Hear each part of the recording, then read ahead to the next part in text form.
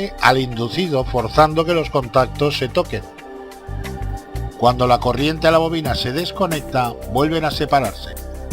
En la placa electrónica de la unidad interior nos encontraremos normalmente un relé grande y varios de pequeños según el montaje. En el relé grande vemos en los dos terminales exteriores que el de la izquierda de la imagen nos indica el terminal común y el de la derecha nos dice que es un contacto NO, o sea, normalmente abierto. En la parte superior vemos el esquema de la bobina, la cual tiene los contactos por la parte del circuito impreso. Este relé controla la puesta en marcha del compresor y del ventilador de la unidad exterior.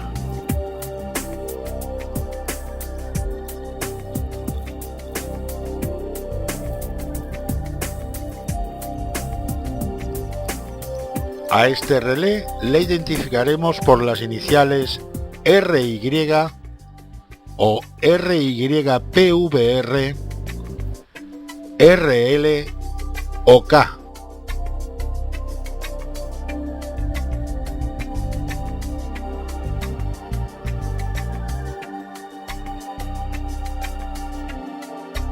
En la placa interior nos encontraremos diferente número de relés más pequeños según el montaje empleado.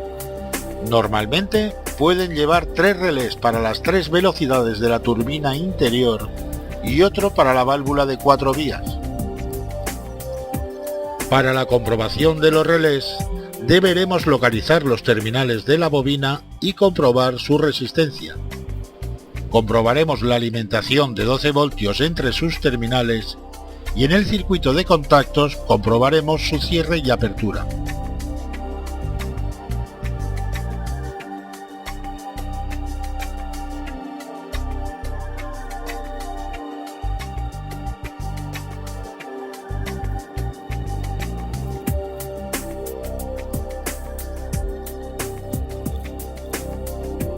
Los relés de estado sólido SSR son circuitos híbridos formados por un semiconductor en vez de bobina electromagnética en la parte de control y un triac tiristor en la parte de potencia.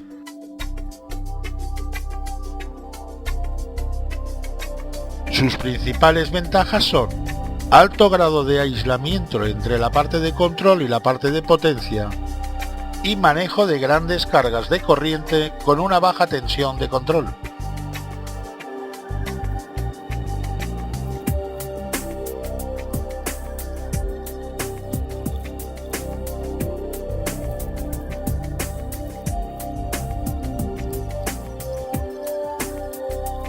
Una PTC es una resistencia variable de coeficiente térmico positivo, con la característica de que cuando sube el amperaje que la recorre, aumenta su resistencia.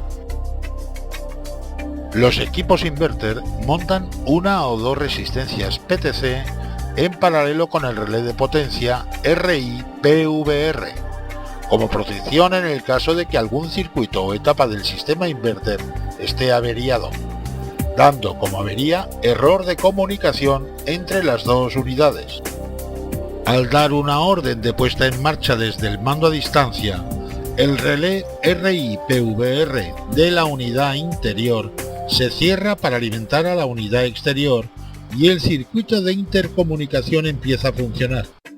Ya alimentada la unidad exterior, la corriente alterna pasa por un fusible y por un filtro de ruido hasta llegar al puente de diodos. El puente de diodos rectifica la corriente alterna en continua y los condensadores nivelan la alimentación de corriente continua que llega a los valores de hasta 325 volts y la entrega a los terminales P y N del ondulador o módulo de potencia. Cuando todos los pasos anteriores son correctos, la pequeña corriente que se consume pasa por la PTC y la placa de control da el visto bueno para que arranque el compresor, cerrando los contactos del relé. Por lo tanto, con el compresor en funcionamiento y los contactos del relé cerrados, toda la intensidad pasa por el relé.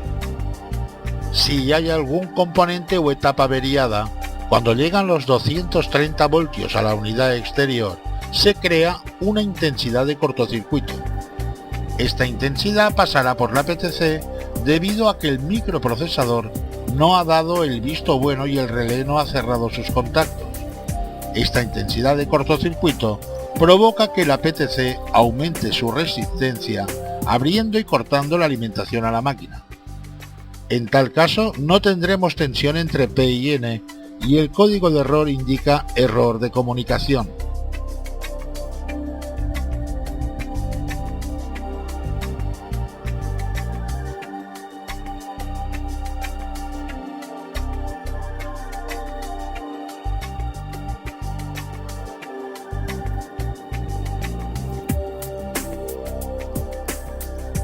El transistor es un dispositivo electrónico semiconductor que cumple funciones de amplificador, oscilador, conmutador o rectificador. Consta de tres patillas llamadas emisor, base y colector. Q5 en la imagen indica el terminal E y C, por lo que el tercer terminal es la base. Como os he dicho anteriormente, en la mayoría de circuitos lo encontraremos por la letra Q y número de componente.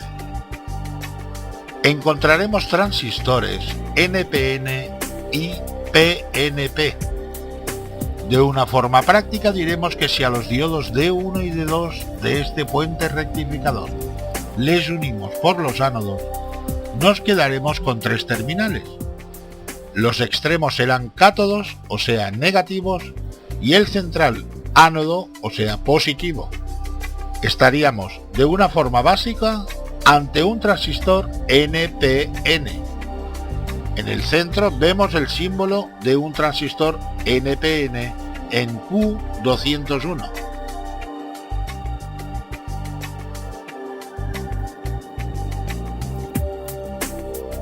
Si por el contrario unimos D3 y D4 por los cátodos, nos quedaríamos con tres terminales. El terminal central sería cátodo o negativo y los extremos ánodos o positivos. En este caso estaríamos ante un transistor PNP. En el centro de la imagen vemos el símbolo de un transistor PNP en Q202. Solo varían con respecto al NPN en la dirección de la flecha del emisor.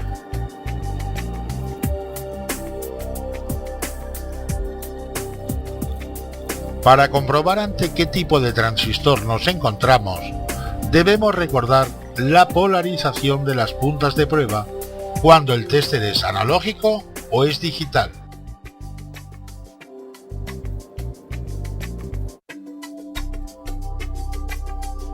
Si comprobamos con un tester digital al transistor formado por los diodos D1 y D2, veremos que si instalamos la punta roja del tester en el punto de unión A y la punta negra la instalamos en cualquiera de las dos puntas K, encontraremos cierta resistencia. Instalándolas al revés, el tester marcará infinito. Entre la base y una de las otras dos patillas encontraremos una resistencia ligeramente superior. En este caso estamos midiendo la base con el emisor. La resistencia menor corresponderá a la medición base-colector. Una vez identificado el transistor según el tester de que se disponga, también podremos comprobar su ganancia en el zócalo de la parte superior derecha. Si las comprobaciones anteriores no dan unos resultados satisfactorios, el transistor se puede dar como defectuoso.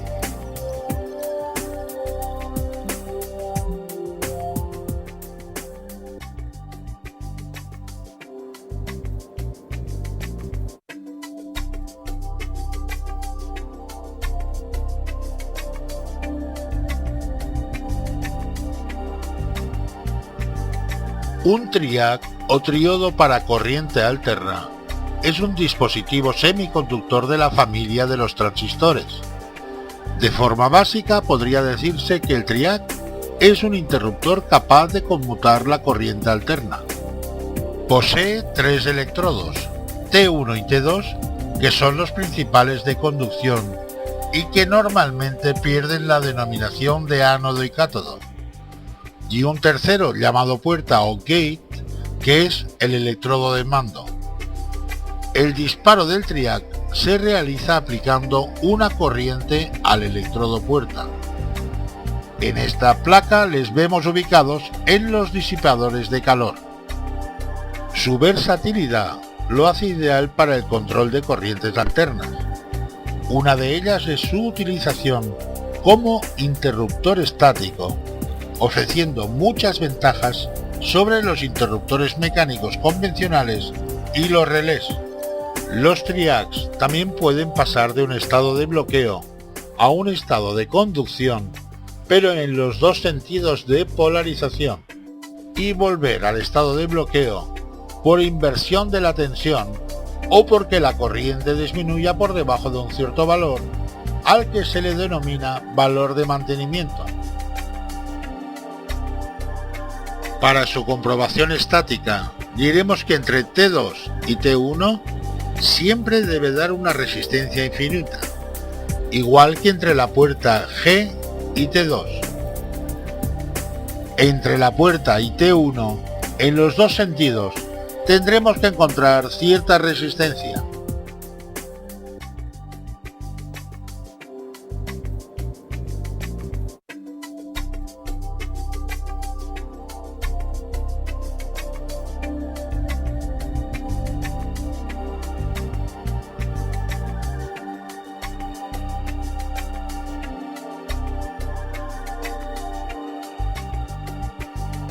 Para la comprobación y seguimiento de las posibles averías, simplificaremos el esquema electrónico real de un equipo inverter por este otro, donde de una forma esquemática da a entender las etapas que intervienen en su funcionamiento. Empezaremos por el compresor. Las bobinas del motor de un compresor inverter están dispuestas en estrella. Para su comprobación, situaremos el selector del tester en la posición de ohms y con la escala más baja posible, ya que el valor de las mediciones estará entre 0,5 y 5 ohms aproximadamente entre los tres terminales. En caso de estar una bobina cortada, solo encontraríamos un valor de resistencia y en tal caso tendríamos que sustituir el compresor, ya que debemos encontrar tres mediciones del mismo valor. La alimentación eléctrica al compresor será en corriente alterna y con la instalación en marcha debemos encontrar tres valores iguales comprendidos entre 30 y 200 voltios aproximadamente, con frecuencia variable entre las tres posibles mediciones, o sea, entre UV, UW y VW.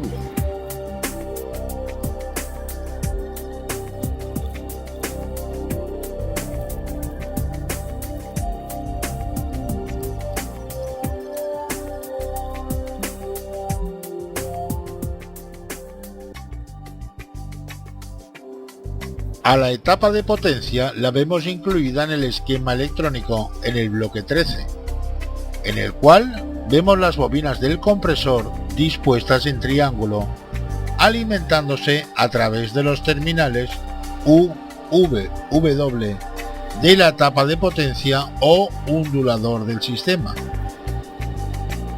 Los componentes representados de esta etapa son 6 transistores NPN con 6 diodos. La conducción o no de los diferentes transistores viene gobernada por los circuitos integrados de la etapa 15. En un esquema de cableado podemos encontrarnos este esquema, pero lo más normal es encontrarse este otro donde no hay la mínima información, ya que solo tenemos la alimentación al compresor desde los terminales UVW y la entrada de corriente continua al módulo entre más y menos.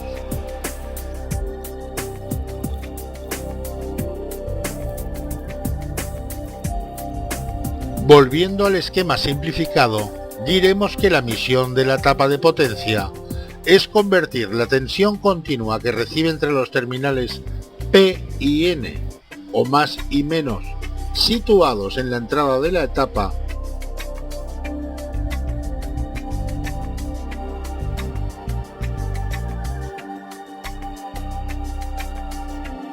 en corriente alterna trifásica con frecuencia variable que debemos encontrar entre U, V y W, situados en la salida de la tapa que alimentarán a los terminales del compresor.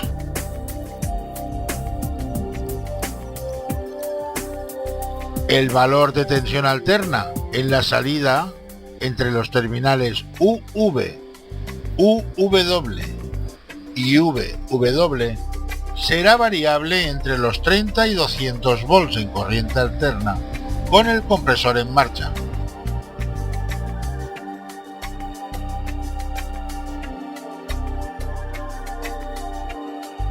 El valor de tensión continua que debemos encontrar entre P y N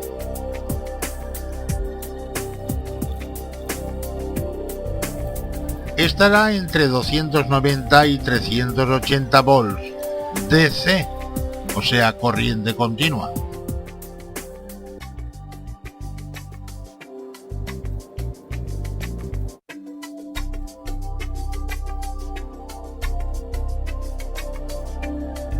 Para la comprobación estática de la etapa de potencia, desconectaremos los terminales instalados en P y N, así como los cables instalados en los terminales U, V, W, que en el caso de ir soldados en la placa, tendremos que desconectar de los terminales del compresor para hacer dicha comprobación.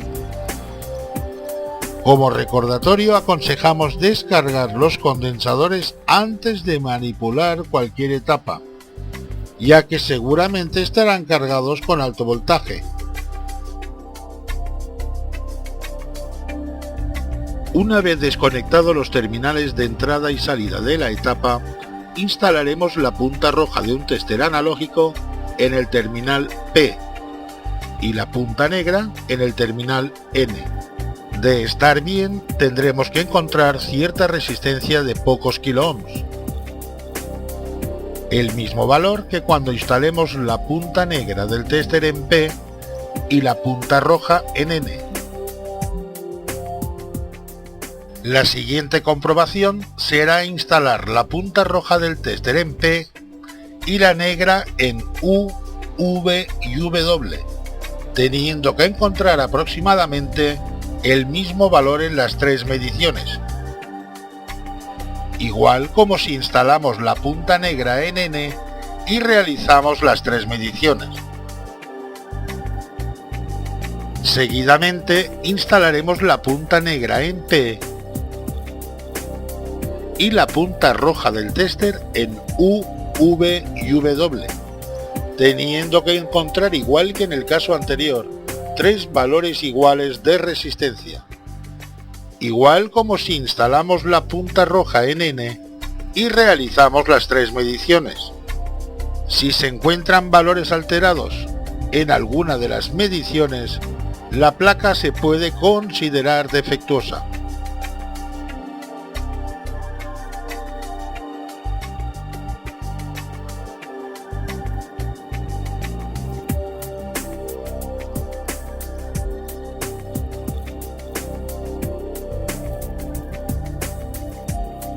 En el esquema electrónico encontraremos al módulo activo en la casilla número 12, entre la tapa de potencia y el puente de diodos. Su misión es suprimir la alta frecuencia de armónicos generados durante la rectificación y mejorar el factor de potencia que, conjuntamente con los condensadores, harán que el voltaje de salida del filtro activo se convierta en una corriente continua estable. El reactor o bobina de choque conserva constante la variación de corriente y quita las pulsaciones del rectificador de corriente continua. Se encuentra entre el puente rectificador y la entrada del módulo activo. Como vemos, en los esquemas de cableado que nos vamos a encontrar en las máquinas, solo reflejan como mucho al puente rectificador, a los condensadores y al reactor en la parte superior derecha de la imagen con la letra L de inductancia. El resto de componentes y circuitos de esta etapa quedan incluidos dentro de la placa PC de control electrónico. En realidad, pocas comprobaciones podemos realizar a los componentes electrónicos de esta etapa, ya que trabaja con circuitos transistorizados gobernados por el microprocesador.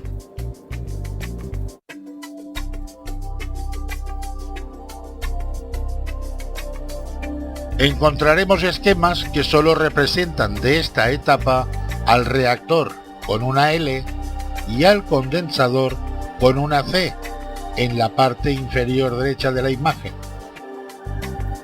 Para comprobar su funcionamiento, nos limitaremos a medir la salida de corriente continua del puente rectificador y la tensión entre P y N de la placa onduladora de potencia. Si no llega a tensión o el valor es bajo, la avería estará centrada en los condensadores. Ahora bien, si la avería se encuentra en algún componente de la etapa, tendremos que sustituir a la etapa o a la placa según el montaje.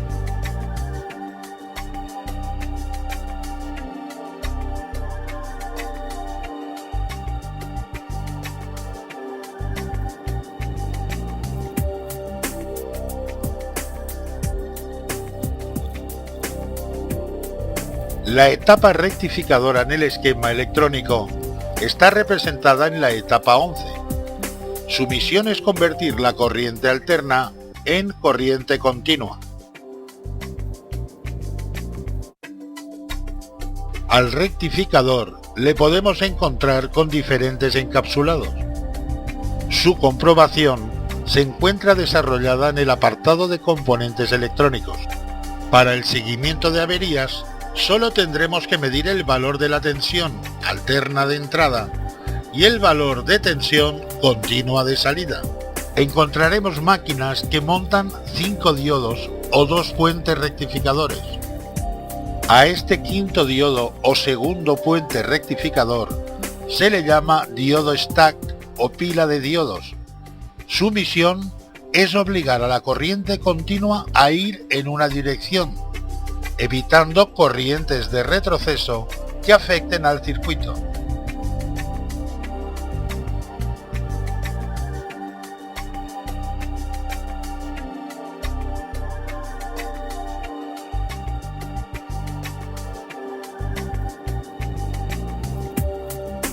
La etapa de filtrado en el esquema general se encuentra reflejada en el recuadro número 10. En ella vemos a 2 NF coil o bobinas de filtro de ruido, que en realidad son transformadores toroidales asociados a diferentes condensadores.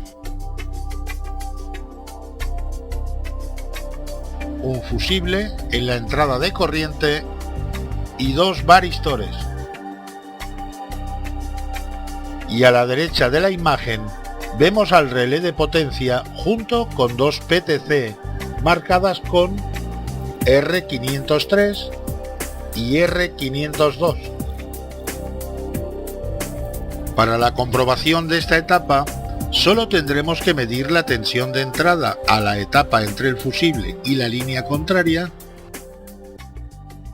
y la llegada de esta tensión en la entrada de corriente alterna del puente rectificador. En caso de que entre tensión y no llegue a la entrada de alterna del puente rectificador, la avería se encuentra en este circuito. Encontraremos esquemas de cableado que no representan ningún componente de esta etapa.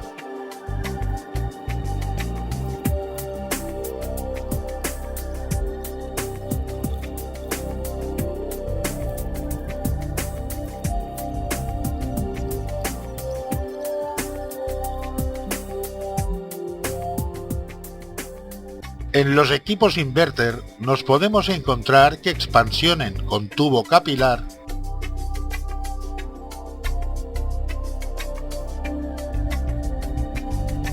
o bien que lo hagan con válvula de expansión electrónica. Se trata de una válvula de 2 vías gobernada por un bobinado que, según los impulsos que reciba, hará que module el paso del refrigerante inyectado al evaporador. La bobina se alimenta a 12 voltios